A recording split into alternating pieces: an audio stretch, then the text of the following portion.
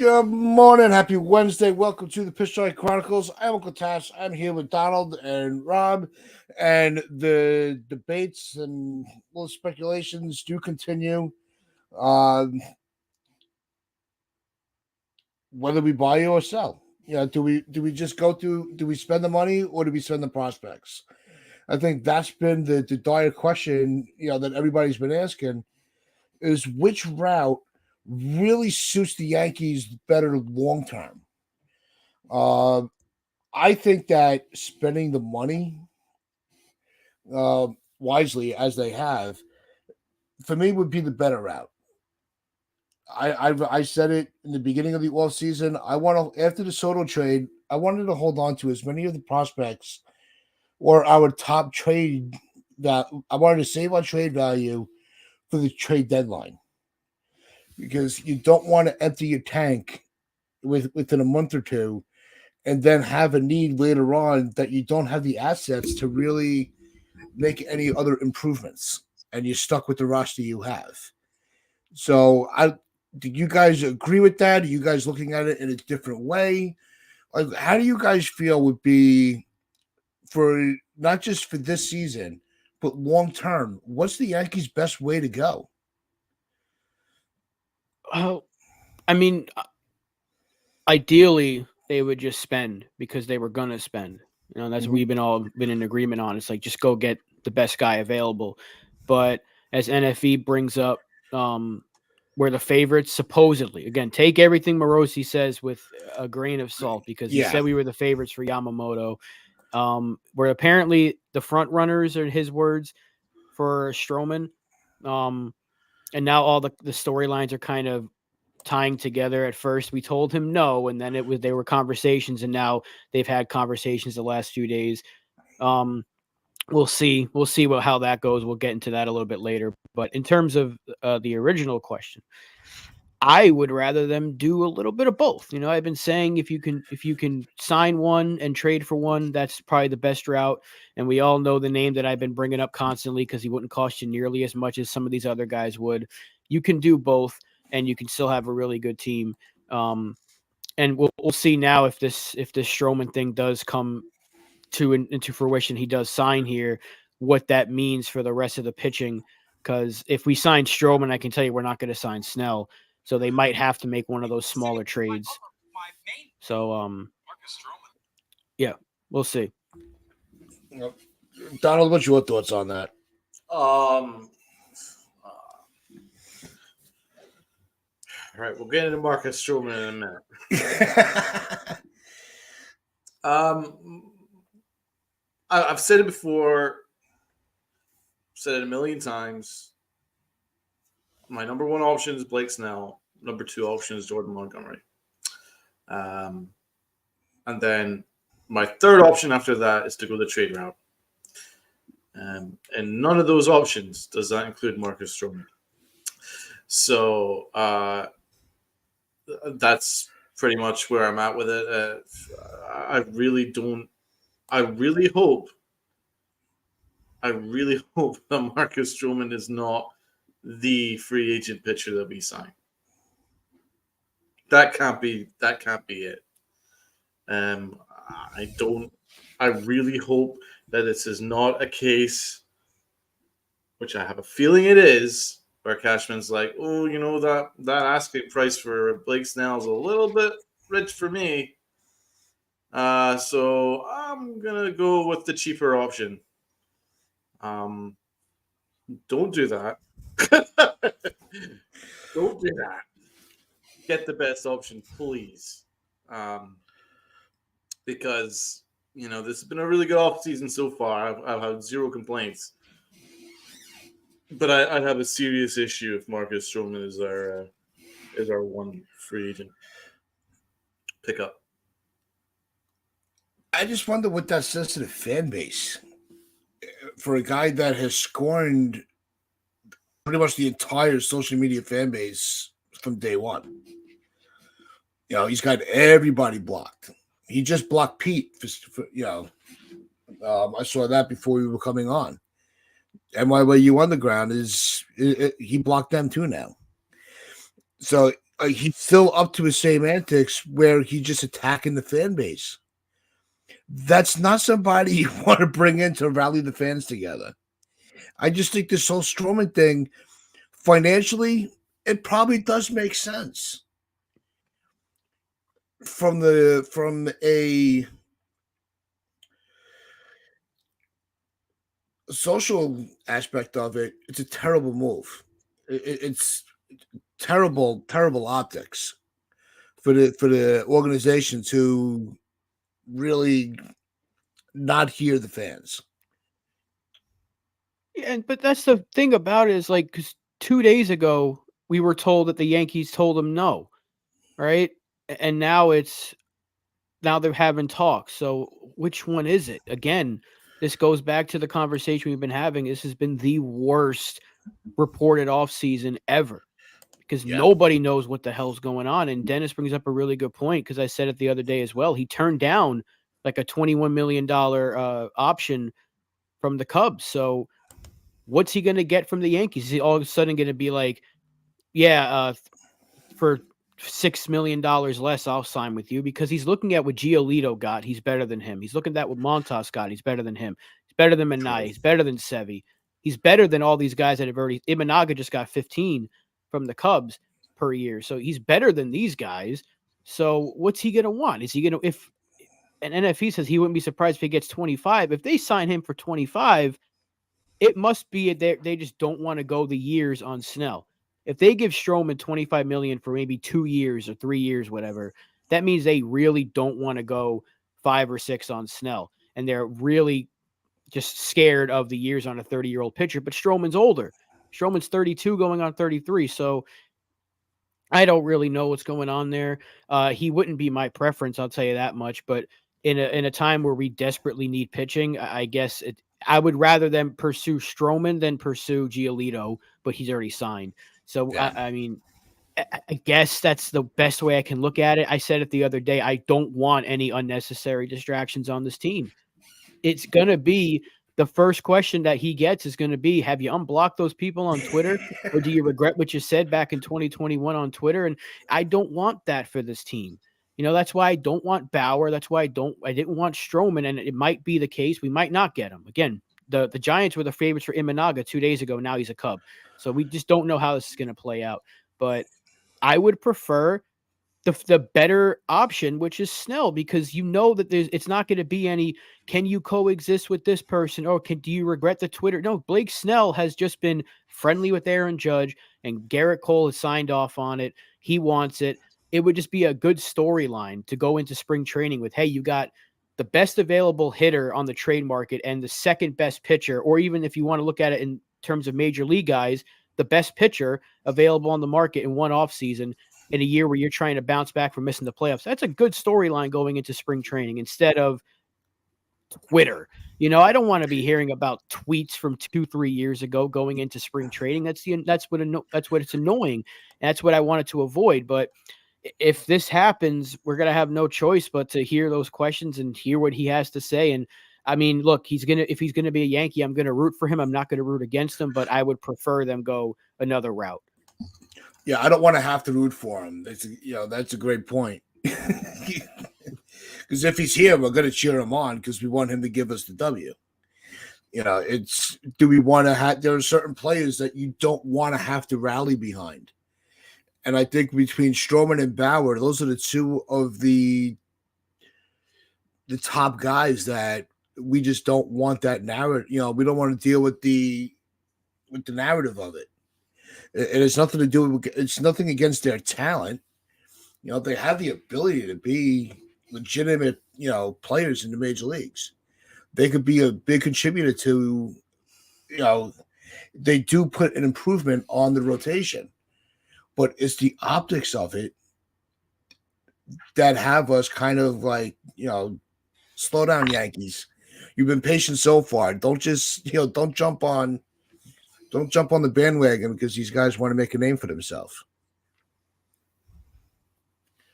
Well, and nobody saw the Cubs, but he kind of beat me to it. But NFE, he called the Cubs out as a wild card a week or so ago.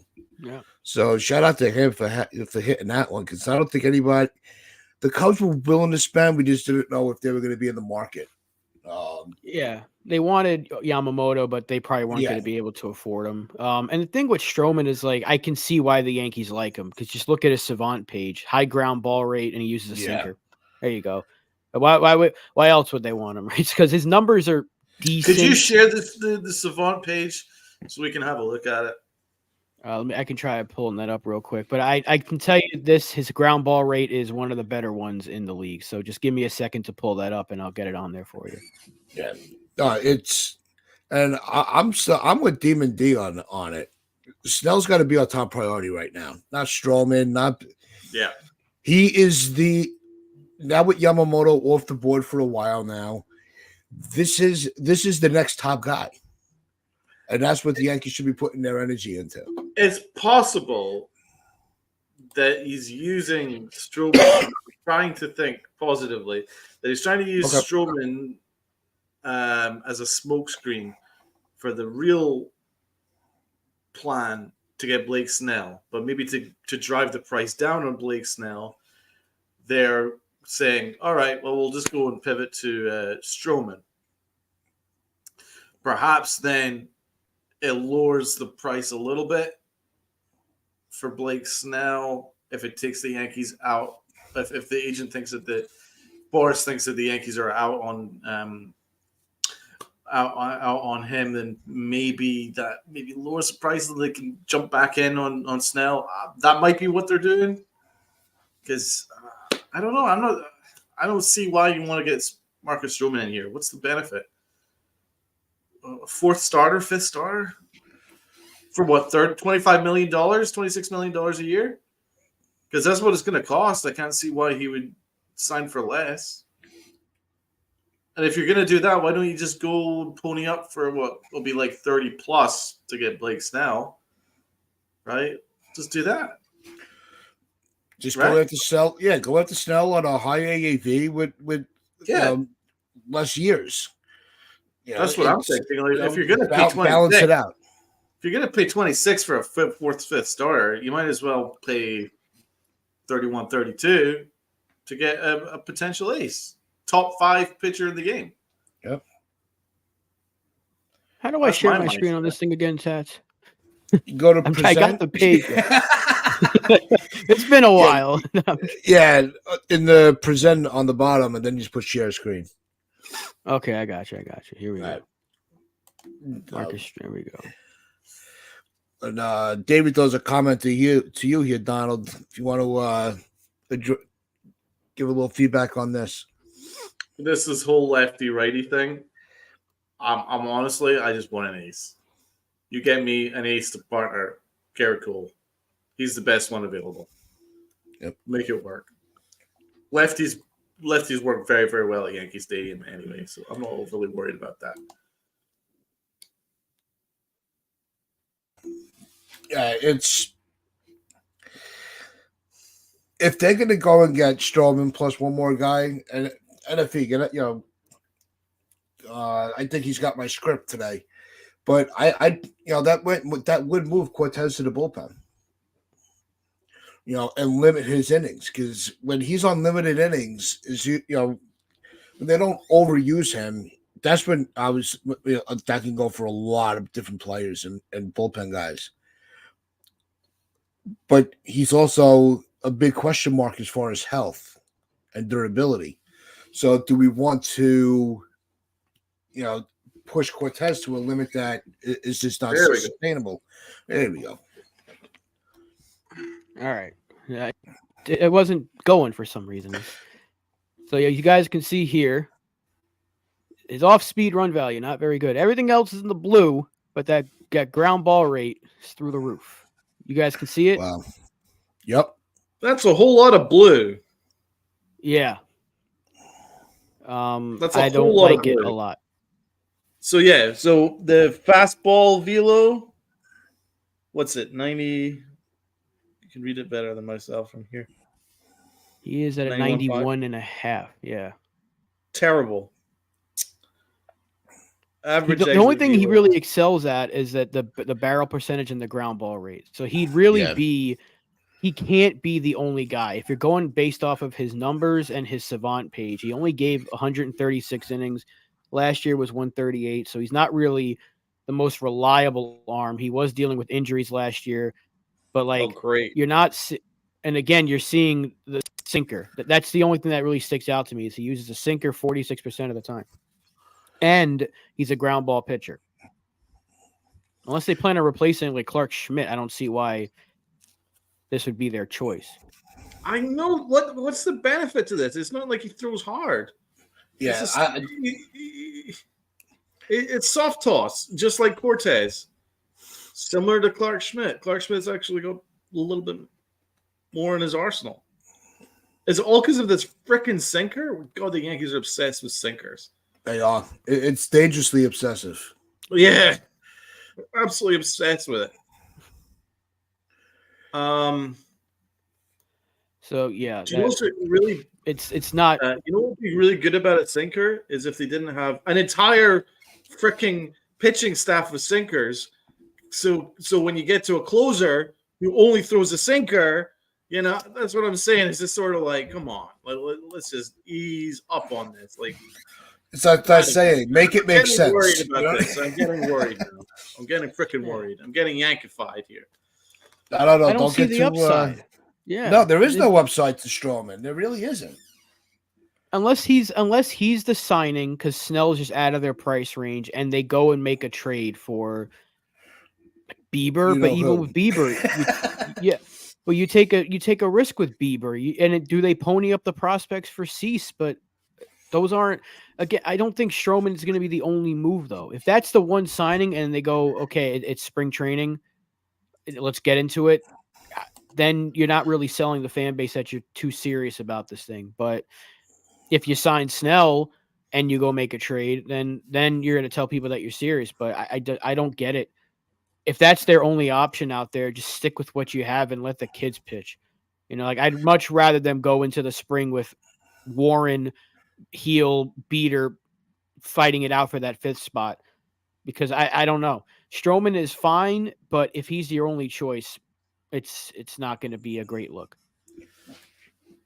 Yeah, Damian thinks it's a smokescreen too. He doesn't believe the Yankees are really interested. Unfortunately, we can only go by the reports that these guys that are being put out. Yeah, we're just working under the assumption. Yeah, no, but it's like what you said before, Donald. It's like they don't know what the hell to report on, so they're just throwing anything at the wall to see what sticks. Yeah, there's no consistency with the reporting this all season. It's all over the place. We're out. It's like double. It's like hopscotch. So let's see. Let's see if we go by the reports where the Yankees originally said no, and then they changed their mind. First of all, never go against your first thought. Right, that's a lesson to everyone in the chat. Right, the first answer is always correct. Yeah, your first thought is usually 99% of the time the right thought. Go with the right thought. So I'm just trying to work out if Brian Cashman's like, oh God, Marcus Stroman, are you kidding me? Get out of here. And then he's like, oh, wait a minute. Sinker baller. No, honestly, I can't see what the benefit is. Because I'm just looking at the finances. Let's just look at it as strict finances, okay? Yep. Now it might be less of a cost over a long-term period. Maybe it's only a couple of years. Maybe it's only 1 year, 2 years. Okay. But the pitching market has exploded because of the Yamamoto contract, right?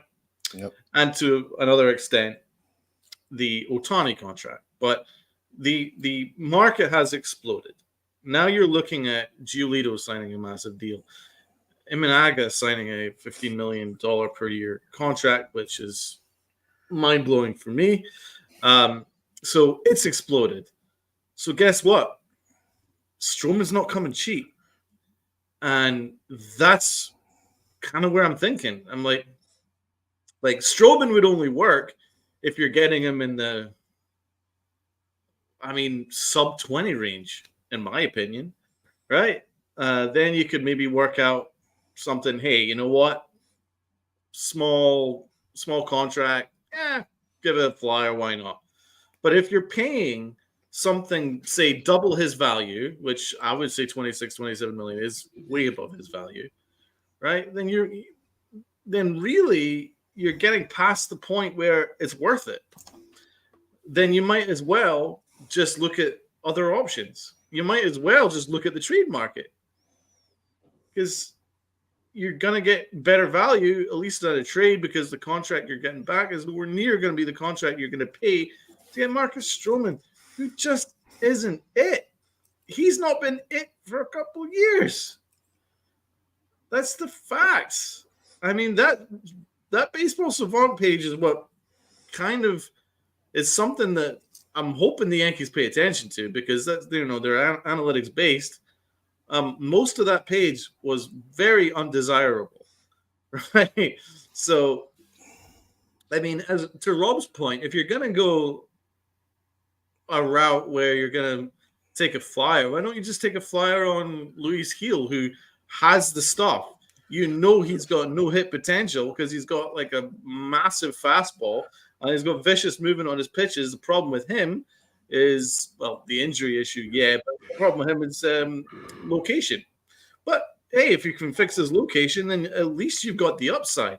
What's the upside in Stroman? The downside is a whole ton of issues with the fan base, which is kind of weird. But I don't care.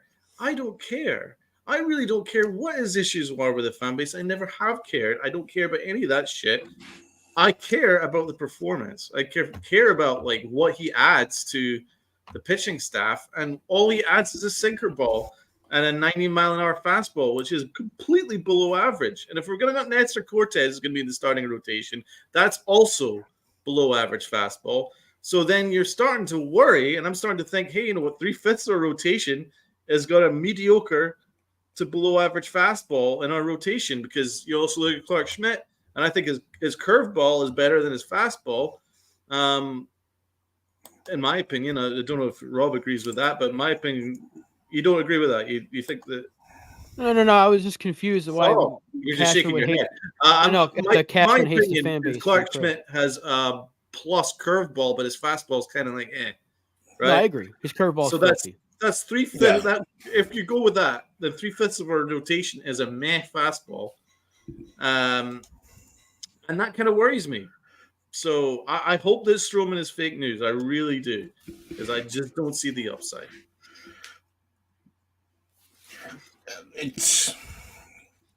Look, when it comes to Schmidt, I'm not worried about the velocity on his fastball. Look, we've watched him pitch. We see when he's able to command, when he's able to control the zone with his pitches, he's fine.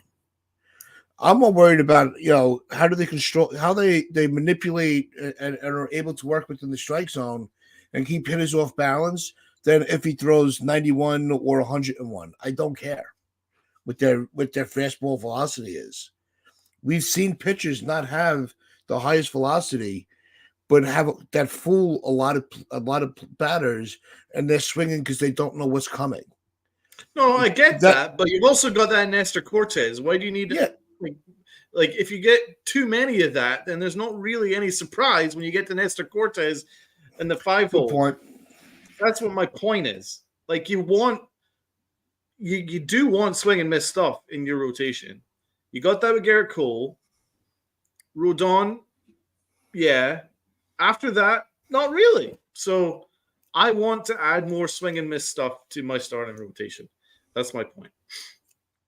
Yeah, and again, like I said it, look, do I want Stroman? Like he's my first choice? No, but if we get him and then make another move, I'm not going to be too upset about it, because he's a better number 3 than Clark Schmidt right now. Like if you look at the numbers, he was better than every one of our starters except for Garrett Cole last year. That's just a fact. Our rotation was that bad. So the Yankees are unfortunately they have to play in this market. That's the market they're in right now, because it's either you trade top prospects for a year of Burns or 2 years of Cease, or you go and take a flyer on a Bieber, or you pay up money for Snell, or you go after a guy like Stroman who's better than what else has been signed so far. I mean, aside from Nola and Sonny Gray, who we didn't, no one else wanted Sonny Gray back, and Nola signed so quickly in the offseason, Stroman's like on that second tier. It was the top guys, and then it was Stroman and Imanaga, and then it just kind of drops off because the rest of these guys that have signed were all terrible. So I mean, if that's your guy to maybe eat some innings, I still hope they go and make a separate trade for I mean, at that point, I need a big name though. I need a Corbin Burns or a Luzardo, because I don't think even as much as I want Cabrera, I don't think Stroman and Cabrera cuts it. I just don't think that makes you significantly better. Stroman and Luzardo probably does. Stroman and Burns certainly does. Corbin Burns, even if that's just the one move, Corbin Burns makes you so much better, just significantly better. But I mean, we'll see. Nothing has happened yet.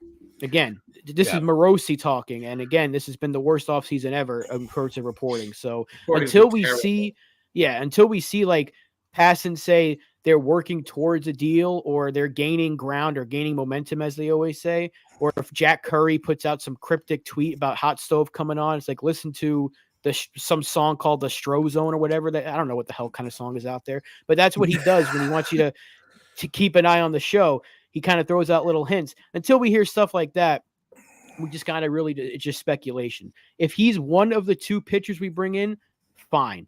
Because I was talking about making a big trade and then signing a Clevenger. Stroman's probably better than Clevenger. But if he's the main move and the other one is you take a flyer on a guy, it's not really going to move the needle for me. At that point, I'd much rather just go the route of let's give the 5th spot to Will Warren and roll with the kids. But you can't really do that in a season where you just traded for Juan Soto. You can't do that. Yeah, because you got Juan Soto for 1 year. You have to win. You absolutely have to win. Yeah, I mean, they got the Soto deal done. We were excited about that. They missed out on Yamamoto. It is what it is, but the Yankees can't sit pat now. They do have, if they just go and ride this roster until the trade deadline and see where they're at. It might be too late by then. But when it comes to the tiers, there's no guarantees of the trade deadline. The Yankees did that last year. We'll wait on a left fielder at the trade deadline. We go to the trade deadline. There's no left fielder to bring in. So. That's why they had to go with Schmidt and King and kind of work with some of the not that they were unknowns, but there were question marks about them as starters. Yeah. Because they were coming out of the bullpen and being, stretched out.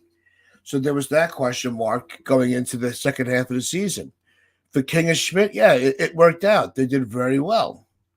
It earned King enough of the trade value to get a Soto. That's not easy to do, coming from a reliever to being the piece in a Soto deal. It's true. No, you're right. And I guess since we're just in the realm of speculation, there was from MLB Network yesterday, they had a trade proposal for Corbin Burns. I think it was Peraza Pereira, Andujar Frazier, and Chase Hampton for Corbin Burns. I would run circles around my apartment complex, or at least around my room, so it can be on camera. if we pull the trigger on that trade, I like Chase Hampton a lot, but I'm making that move every day of the week for Corbin Burns. I'm sorry, we'll talk about how the Yankees can't develop pitching.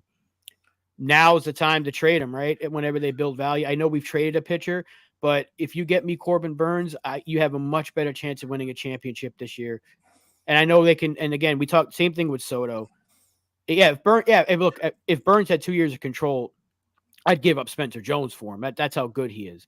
Yeah. But for a rental, it's not going to be Peraza Pereira and some throw-in. That's what people need to realize. Like, that's how good this guy is. Corbin Burns, MLB.com network that just had their top 10 pitchers. They put him number 2 on the list behind Cole. Yeah. And they had Snell 5, and he just won the Cy Young. So, this guy is really freaking good. So I would make that trade every day of the week. It's not going to be that trade. Don't get me wrong. It's going to be more than that. And that's where you walk away when they start asking for more on top of what we're already given. But I would love Corbin Burns on this team, and absolutely to me, I'm a dead no on Trevor Bauer. Just keep him away from this team. Absolutely not. Now, would it be smart for the Yankees to actually pull the trigger on a trade? Because in the beginning, I'm like, we already had one high price rental. I did not want another one. If that's what it's, let's just go on the parameters of what the speculation was. What's going on, Jason?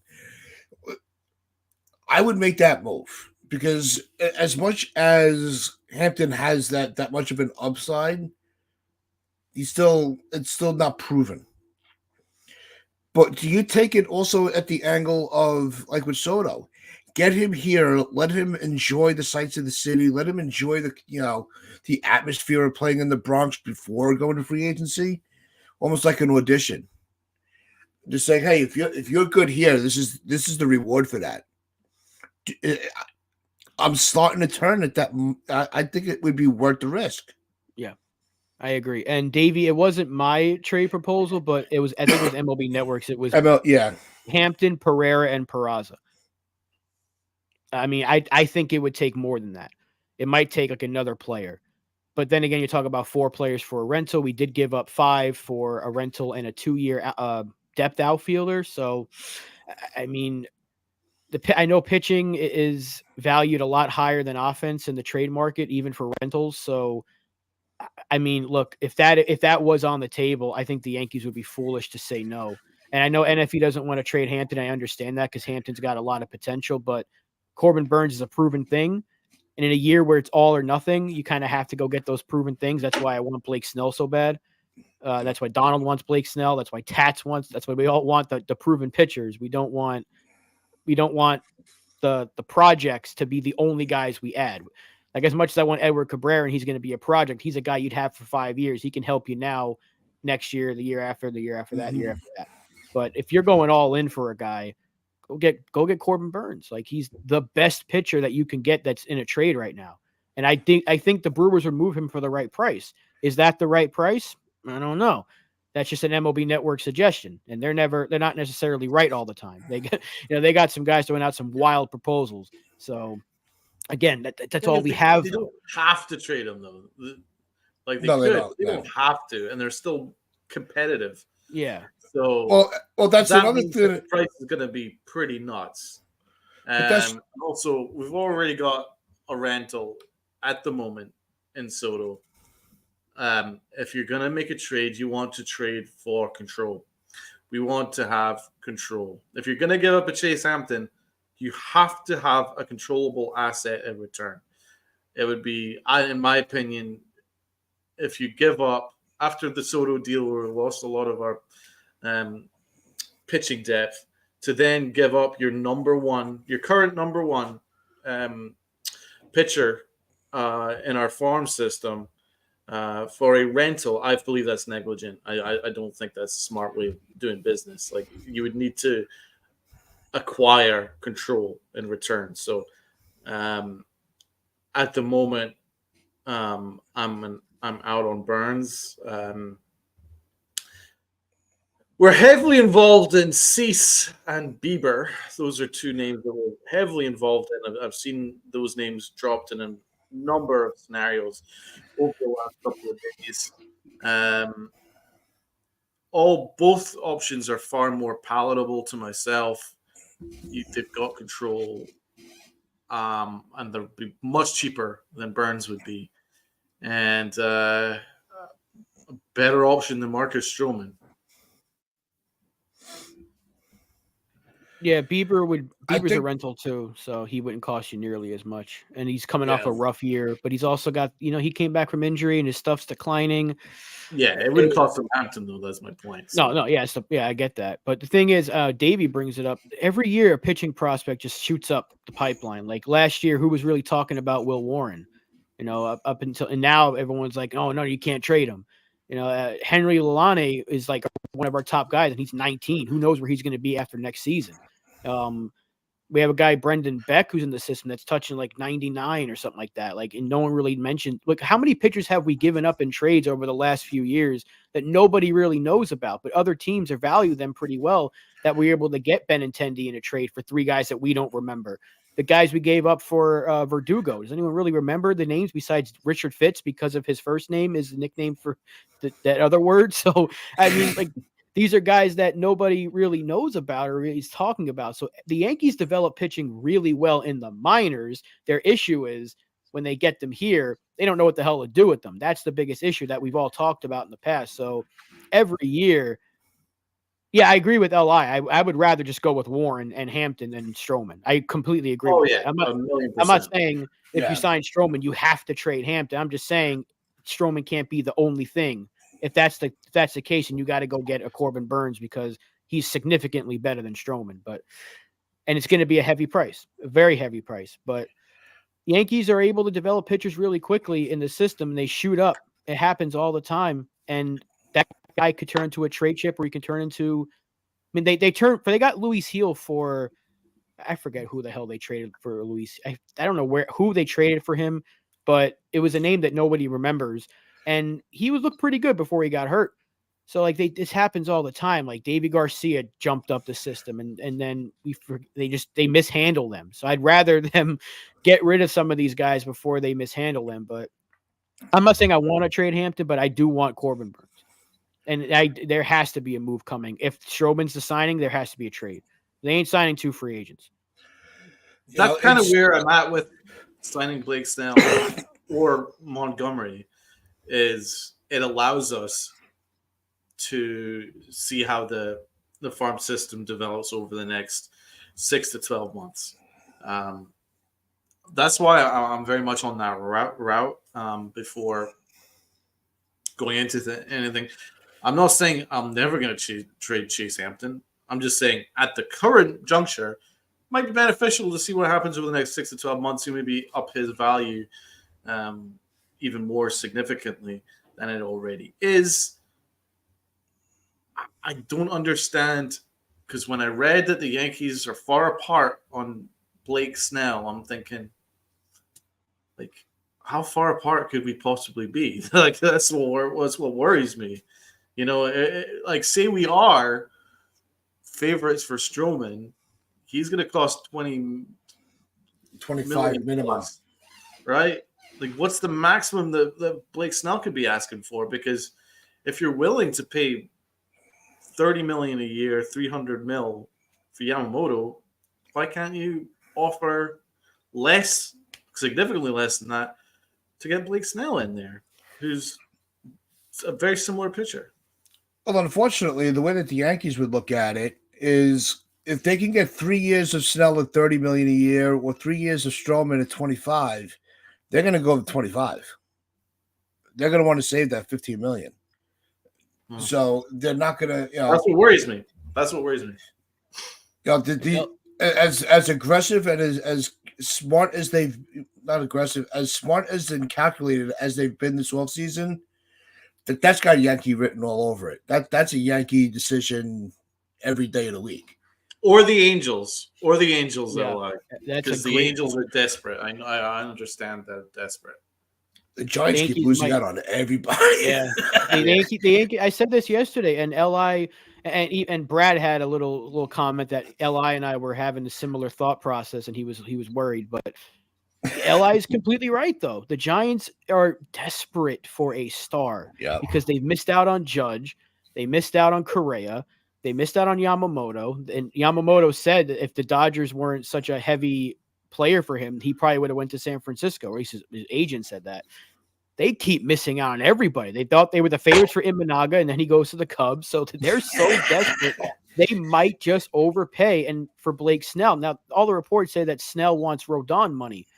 Rodon got 27 a year. If you give Snell, I said 30, I think he would take it. The Giants might say, here's 32. Here's 32, 33 a year. Here's Garrett Cole money. He might get that from the Giants because they're so desperate. The Angels, I don't think the Angels would do it. No. That much. I don't think they overpay that much, but the Giants might because they got money.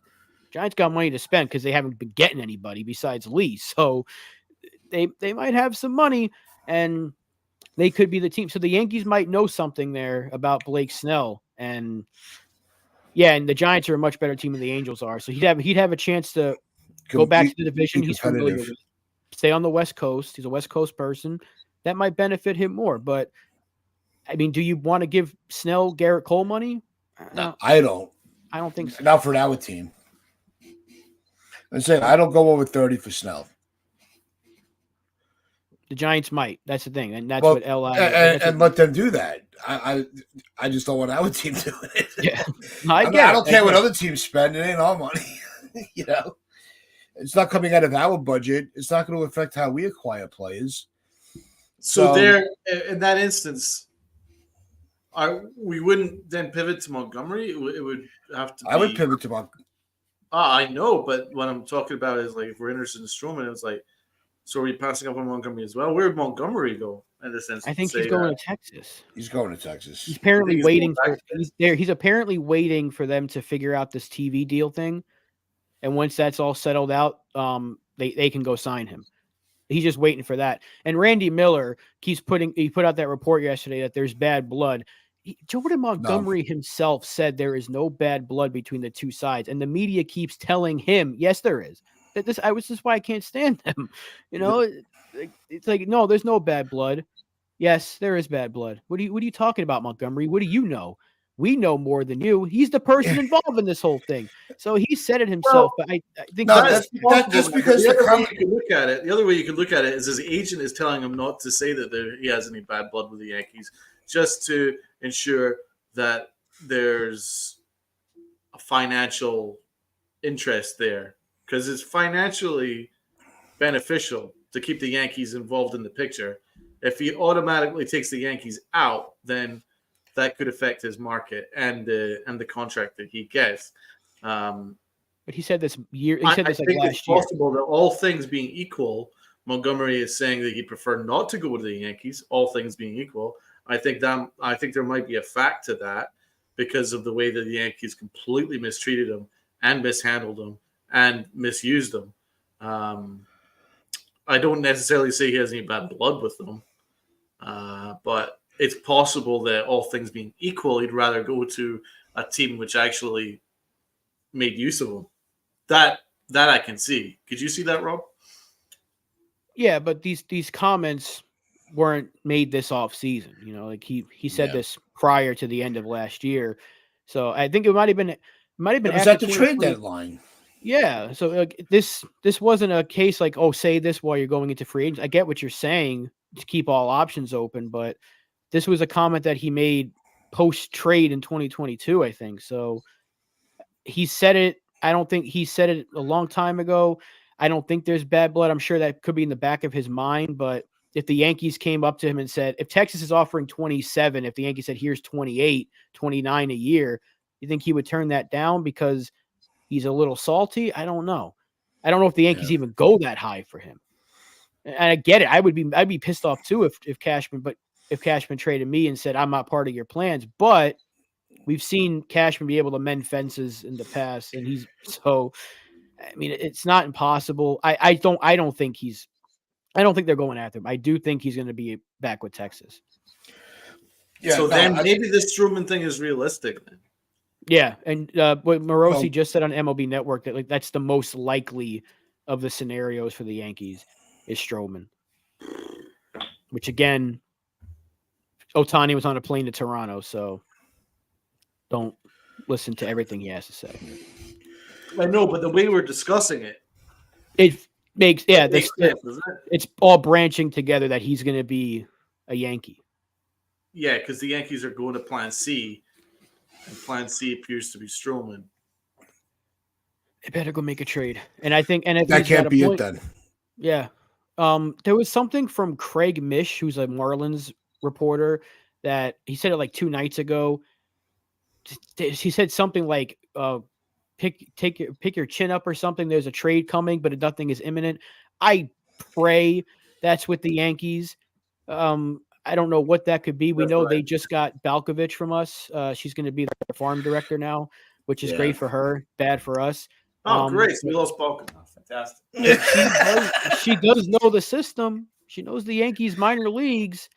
she could tell the Marlins a thing or two about those players that she was managing. Just saying, if they want some of those guys in a trade for an Edward Cabrera or Jesus Luzardo, she knows about them. Yep. I'm hoping that can work in our favor a little bit, but I am happy for her. I'm upset for us, but I'm happy for her. Yeah, I wanted her to work her way to the front office on our end so freaking bad. It's not even funny. I wanted her to be our batting coach. But her aspirations for the front office. Yeah. She came out and said that. She enjoyed she had gave 100% to the positions that she was working in. Well, there's absolutely nobody in my front office that I like, so I think she should have gotten the job. But I want to bring up this comment. Where'd it go? And because we touched about this a little bit on Monday. And Uncle Ted, welcome to the Pinstripe Chronicles. Hope you're enjoying the show. But you said nothing's happening until the arbitration hearings finish Friday. That's true. That's why all we could do is talk about the rumors from the reporters, and try to, make sense of it, make sense of the mess. So it's, we know that there's going to be nothing until next week that we could really start putting more of the pieces together. It's almost like right now we're just laying all the puzzle pieces out on the table, and then we'll see what fits where. Yeah, that's all we can do right now. Yeah, and I think what is it? The Friday thing is just the numbers. It's not the actual hearings. It's just they have to exchange numbers. So that is going to be a good indicator, because then a team that takes on a arbitration player such as Gleyber Torres, let's just say, they would know what he wants and they would know what the Yankees were trying to give him. So, yeah, I think Jason brought that up days ago on a stream, but that's probably the day that we're waiting for. But it's Wednesday now, so it wouldn't surprise me if we sign Stroman, and then if we make a trade, it could happen on Friday afternoon, Saturday, or something like that. So I think that's probably where we're looking at right now. It's Stroman, and but Brad, he was playing against the Yankees though. That's a lot of people bring up his stats at Yankee Stadium, but they said the same thing about Snell, and he was playing the Yankees. He wouldn't be playing the Yankees in Yankee Stadium, So those numbers could change, and the Yankees are always able, if you can lift the ball. If you're playing against the Yankees when they got Judge and Stanton and all these guys that lift the ball up, you're going to have a high ERA. Ohtani's got a high ERA in Yankee Stadium in a couple of starts. Does that mean we wouldn't want him if he wanted to come to the Yankees? So, I don't think that would be too big of an issue, because Stroman does not give up home runs, and that benefits the Yankees, especially in Yankee Stadium. Yeah. So, I mean, I'm trying to the slightest bit of get myself on board with this. Yeah, I'm trying to. Again, it's not my first choice, not my second choice, but we're at plan C now, because it just seems like Snell is out of the question. How much does he want? What's he asking for? Are the Giants overpaying? There's so many questions here. So, I guess I'm just going to try to rationalize this thing. And if it happens, it happens. If it doesn't, you go to plan D. What's plan D? We're going to be getting like Plankton when he's trying to get the secret formula all the way to plan Z. Where are we going? Do you believe that Hal was only willing to go over the 300 tax threshold to get Yamamoto, and if he didn't get Yamamoto, he's not willing to go over that? Or no, because he's only willing to do that to extend Soto, so that's why we're going a little cheaper. I know it's a factor. I'm just trying to work out. Yeah. To what extent? No, I don't think so, because he made that statement without mentioning a name. So he put the cart before the horse with that statement. So because now we're all going to hold him up to that. Well, you said that you were gonna go that that threshold wasn't an option. Going back to being a top competitor was the option. That was the whole reason for making the Soto trade. That's why you gave up a package like that for a 1-year rental, and you cross your fingers, toes, and everything else that you could re-sign them. Yeah, and they have to go over that number at this point. They put their foot in their mouth. that number includes Soto's projected 30 million too. Yes. So if they extended him and it kicked in this year, what would it go up by? They might be like, okay, let's cap you at 43 for the first year. This way we'd be right at, but 297 is the third number, the final tax bracket anyway. So it depends on how much over you go, then how much you're going to pay on the tax. So if they go 298, it's going to be they're going to pay a lot in taxes. But if they go to like 320, because if they would have got Yamamoto, it would have been what's that, 313? If they would have got Yamamoto based off projections, so they'd be paying a lot in taxes. Again, if you were going to do it, just do it. But again, I don't think they want to pay 6 years potentially. If he wants Rodon-like contract, it's going to be 6 years for Snell. Do they want to give out another 6-year deal to a 30-year-old pitcher? Because they're doing that now with 2 of them. And we know Cole's going to age well, but is Rodon going to age well? That's the question. And I would love Devin Williams. Trust me, if you can get Devin Williams and Corbin Burns, go out and get those 2.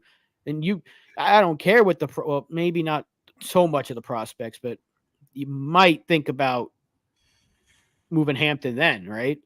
Donald, if you got Devin Williams back, would you give him Hampton? Again, need a closer. I'm sticking to my plan of keeping a hold of Hampton for another 6 to 12 months to see what his value is and see where we're at. But it's starting to get a little desperate. We're starting to get in a desperate zone, and I don't like that. And when you're a desperate buyer, it leads to poor decisions. So we have to bear that in mind. Well, I don't think it's a point of desperation yet. It will get to that point. Yeah, we've been fans long enough to know that day is coming. We're on the road. We're on the road. We can see the exit, but there's still time. Yeah. Because you still have Snell on the market. You still have Money on the market. You still have Hader on the market. Whether we like it or not, Stroman, Bauer, there's still big names on the market, depending on where they fit. Bellinger's still on the market, even though we've really been focusing on pitching. But Bellinger's still not. You don't even hear jack shit about him. Apparently, he was desperate for the Yankees to make an offer, but they're not interested. No. So there really is no need to panic yet. They don't need to make that desperation move. And all the sign is there. We're hurtling towards the exit, but we've still got time to get off it. The signs are pointing to desperation. And if you're going to be I would much rather be desperate and give up a really good pitching prospect for a Corbin Burns than be desperate and sign Marcus Stroman. That's just my opinion. And I understand where Donald's coming from, not wanting to give up another prospect, top pitching prospect. I get that. But I would much rather have the better pitcher. If our desperation choices are giving up the prospects for Corbin Burns or signing Stroman, I'm taking the risk with the prospects for the really good pitcher instead of the high threes kind of guy. For me, good business is to speculate to accumulate. The upside far outweighs the downside when you acquire a potential number 2 starter, or he's even a number 1 starter for 99 teams of the majors. 99% of the teams in the majors, he's a number 1 starter. So, they've done the ranking. Garrett Cole's the number 1 starter in the majors, and he's number 5. So that's the current projected standings for updated best pitchers in baseball. The upside far outweighs the downside, right?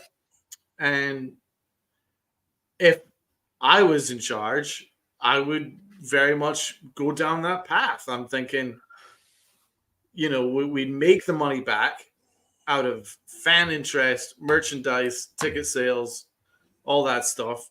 Plus, it's a real statement move. It's a statement move to the Dodgers. It's a statement move to our fans. It's a statement move to the rest of the American League. It's a statement move. And I think that can only be beneficial. the talk will be, oh shit, the Yankees are back. That's nice. That's what Cashman wants. That's what we want. Yeah. Right? So then you go the other route. You take the panic exit and you go Stroman, right? The downside far outweighs the upside. This is a guy that's his upside is to give you a 4 ERA and potentially keep the ball in the ballpark occasionally. That's about the upside, baby. Mm-hmm. And the downside is, well, he might be a locker room asshole. The fans won't connect to him, and it's no statement whatsoever. It's no statement whatsoever. It's a and that's where I'm at. So you can just go with him, or you can go with, right, here's my balls on the table. Let's fucking go. I'm sorry. And yeah, even if the Giants and the Angels are competing, we're still the Yankees, baby. We can still offer more. So go and do it. It's Blake frickin' Snell.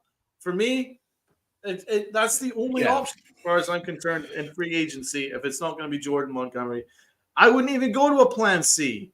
It's those two and no one in terms of starting pitching.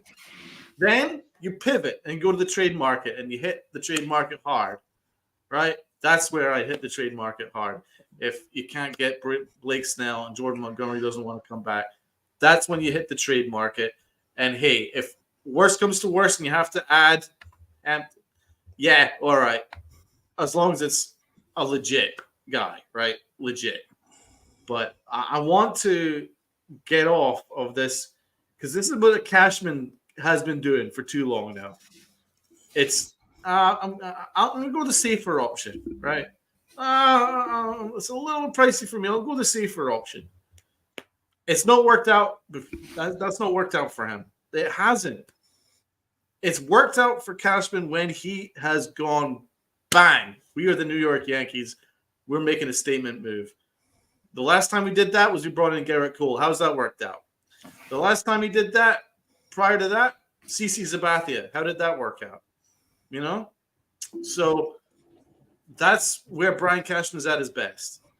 When he's trying to be thrifty, that's when you're not getting the best out of Brian Cashman. That's just not his skill set. Yeah, no. Good. He's best getting no-name relievers for nothing and turning him into that is his strength. Yeah, that's why I don't want to go signing Josh Hader to $15 to $20 million deal. One, because he's going to pitch one inning, so that's why you'd give Stroman the big contract before you give it to Hader, because Stroman's going to pitch every fifth day, where Hader's going to pitch one inning.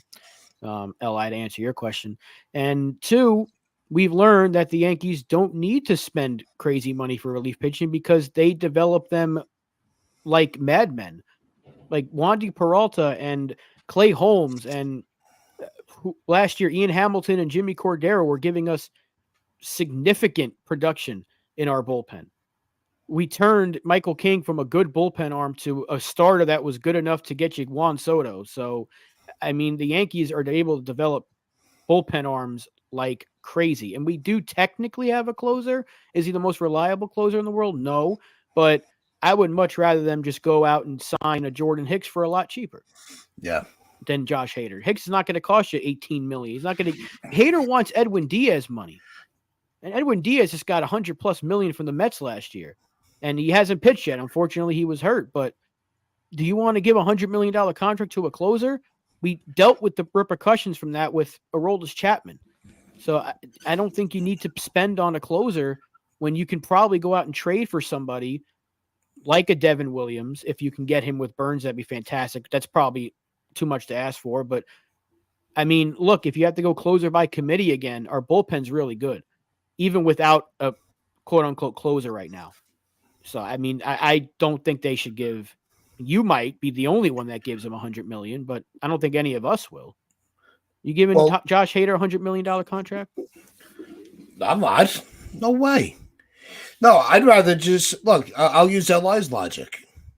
I'd rather use the why do we have to go and spend this money and block all these pitches? Just let Hamilton or Luis Hill be your closer, and just fill the roles from within, and start, bringing these kids up that we've been asking about.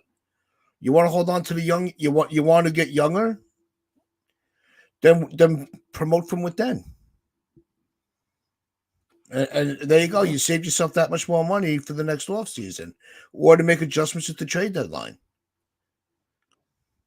It's possible that Stroman type arm leads to this quote unquote super bullpen idea, where then they would then add to the Stroman signing by going in heavily investing in the bullpen, like a Hicks or a Hader. That's maybe how they would frame it for us. Mm-hmm. We were going all in on the super bullpen. If we get a Marcus Stroman who can give us 5 innings to keep us in the game, and then we go all out, and then we bring in a baller bullpen. That might be what the Yankees are planning with that. That's actually not terrible logic, because like Stroman will keep you in the game over 5 innings. It's not going to be pretty. I can guarantee you that. It's not going to be pretty nor fun, but you'll get you through 5 innings, and we'll be there or thereabouts. And then, and then you could bring in a super bullpen. I assume that's probably what they're thinking. Yeah, we heard this a while ago, and I said that could be the case. Once they lost out on Yamamoto, they could have pivoted to the bullpen idea. Get one starter on the cheap or cheapish, and then just build that super bullpen. Because we've heard about the interest in Jordan Hicks. They have several bullpen guys they can call up right now, and be arms. They have several of those. But if you get, let's just say they go with LI's route, they get Hader on top of signing Stroman. So your rotation's filled out with Cole, Rodon, Stroman, Schmidt, Nestor. You add Hicks and Hader to the bullpen. I mean, the bullpen is stacked already. And maybe you move Canely just because you want to get rid of. He's got 1 year left. Maybe you try to move Canely just to clear up a spot, and maybe Loizaga too. You'd get another lefty in there with Hader. I mean, it's not the worst thing in the world. I just don't want to pay a closer, near $20 million a year. I don't want to do that. No, I agree with that. Yeah. I agree with the earlier comment, and I believe it was Anafi that made it. I would rather go with a stronger starting rotation than the super bullpen. I do agree with that, because especially when you're in the playoffs, for me, having an excellent starter at least is a guarantee, because the bullpen, you can't guarantee where you're going to be by inning 6. That you cannot guarantee.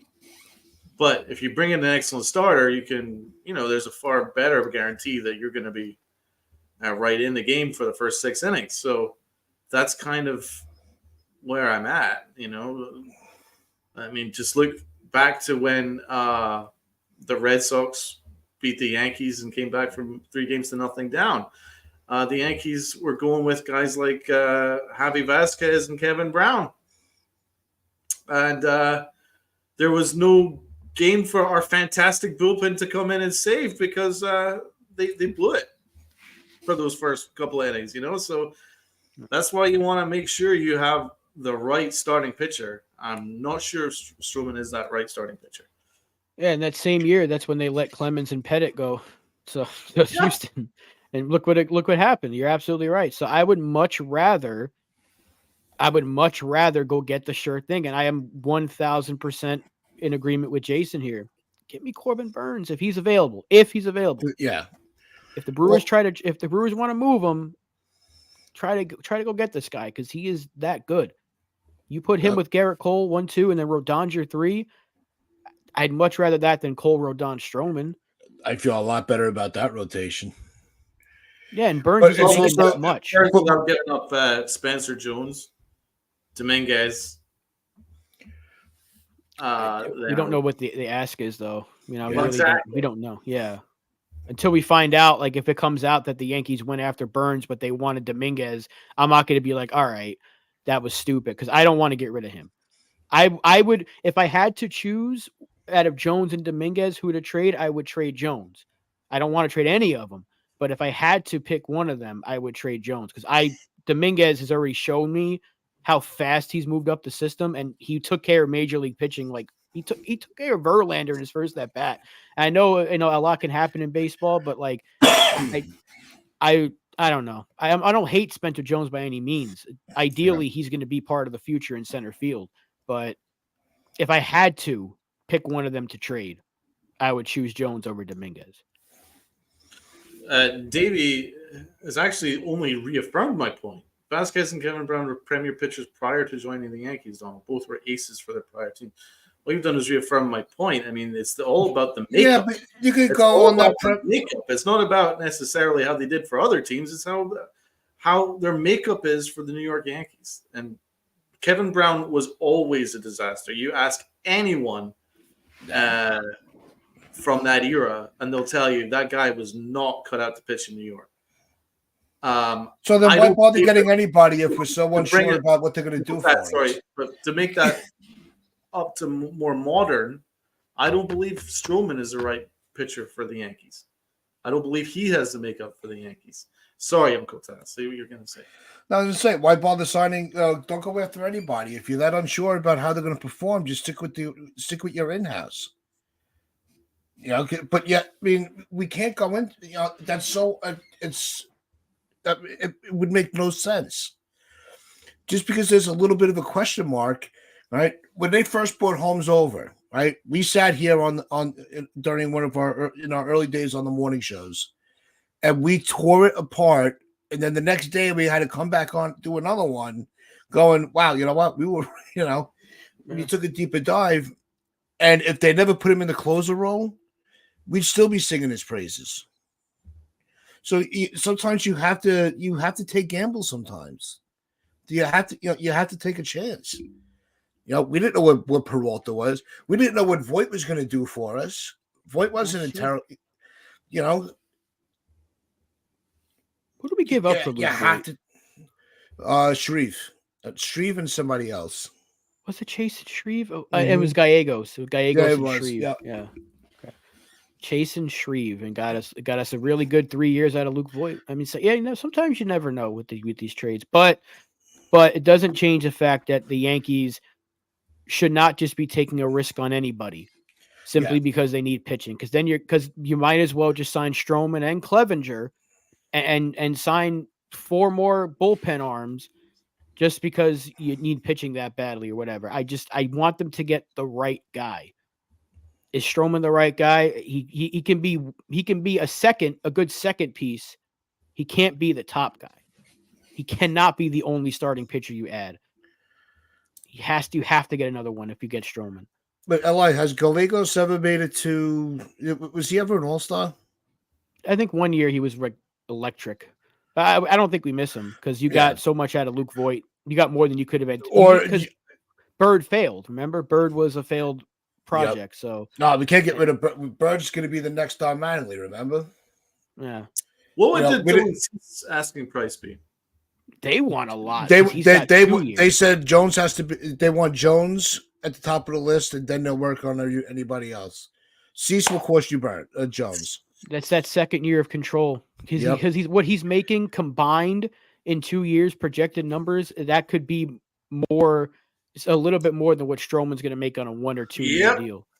So that's why the price is so high. That's why I said the other day that if you're going to make a trade, well, not even that, because they're asking for Jackson Holiday from Baltimore. They're not going to get him, but they're asking prices significantly high. And I said it, and I'll stick by it. Jackson Holiday's much better prospect than Spencer Jones is. Nothing against Spencer Jones. That's how good Jackson Holiday is projected to be. Yep. That's the 2 years of control, especially in this market, is going to make you pay a lot in terms of prospects. They don't have to trade Dylan Cease now. They could wait. The Brewers could also wait, but the White Sox could wait till next year. The Brewers can't. That's the thing. The White Sox can wait till next year and get a little bit less as a rental, but they have no reason to because they're not going to go anywhere this year. You can get so much for 2 years of Dylan Cease.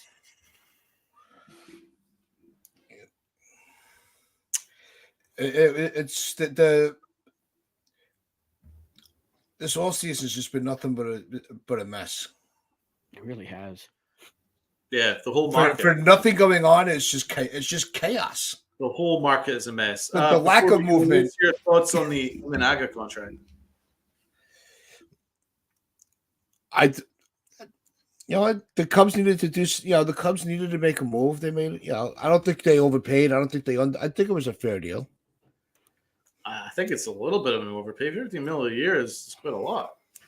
What was it? Weird though, because he can make up to 80. They said because it's like it's Yeah. going to be around 2 years, 30 million total. But with all these different ladders and escalators, as they put it, what are we playing a board game? He can make 80 million. The hell, there's opt outs and there's player options, there's team options. Like, Yeah, it's a weird deal. I'm kind of glad. I don't know. I mean, I think he's a good fit for the Cubs though, because they needed a pitcher, and he's going to be like their third or fourth guy. So it's not really a too big of a risk. They had money to spend, so good for them. I think now they're going to go try to get a first baseman. Maybe they bring back Bellinger, or they sign Rhys Hoskins. But good move for the Cubs. I don't think to us because the Red Sox they ended up being runners up for him. Yeah, couldn't get him, and now they're looking at a pretty barren pitching rotation. I thought what was more interesting was the headline that I seen scrolling through Twitter was that with Imanaga to the Cubs, how did the Dodgers react? What's their next move going to be? I'm like, remember when that used to be our team in that title? I know they've only spent 1.2 billion. Like, there's definitely more to spend. Yeah, and how much of that's deferred till 2057? Yeah, they spread it out over 100 years. 2050,